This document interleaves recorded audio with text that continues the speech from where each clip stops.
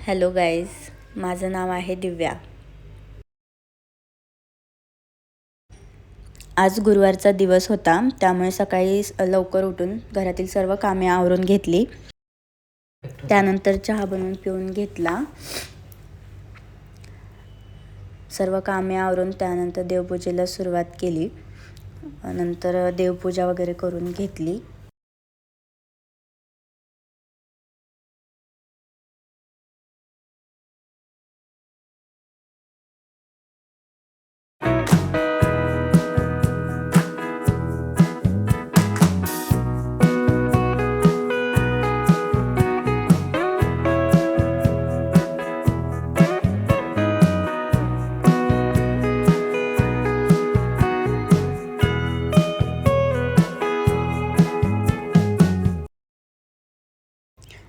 मग नाश्त्याचे काही भांडे पडलेले होते, तेही घासून घेतले.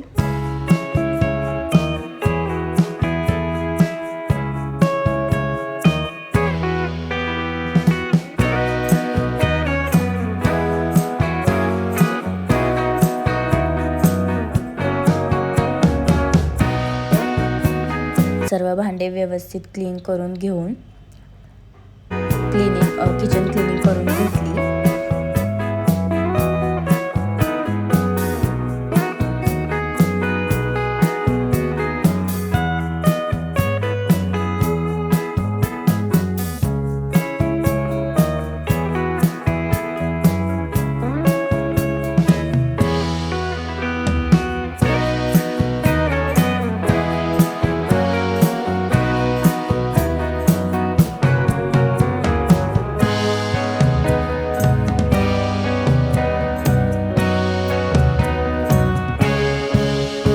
दुपारची वेळ झालेली होती, व्योमीला भूक लागलेली होती, त्यामुळे मी इथे पीठ मळायला घेतलं.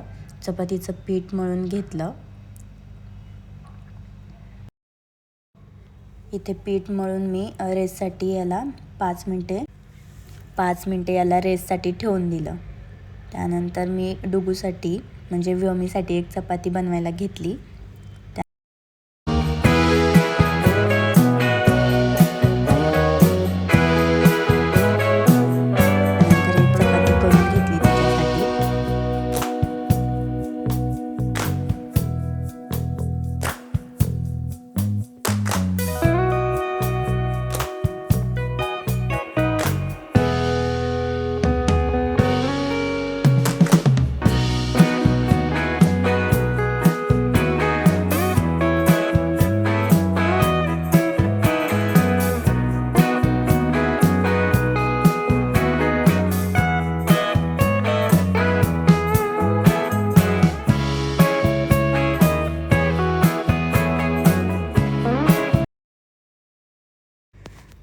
चपाती बनवून तिला दूध चपाती चारून घेतली.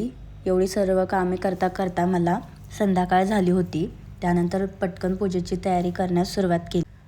त्यानंतर पूजेची सर्व मांडणी करून घेतली.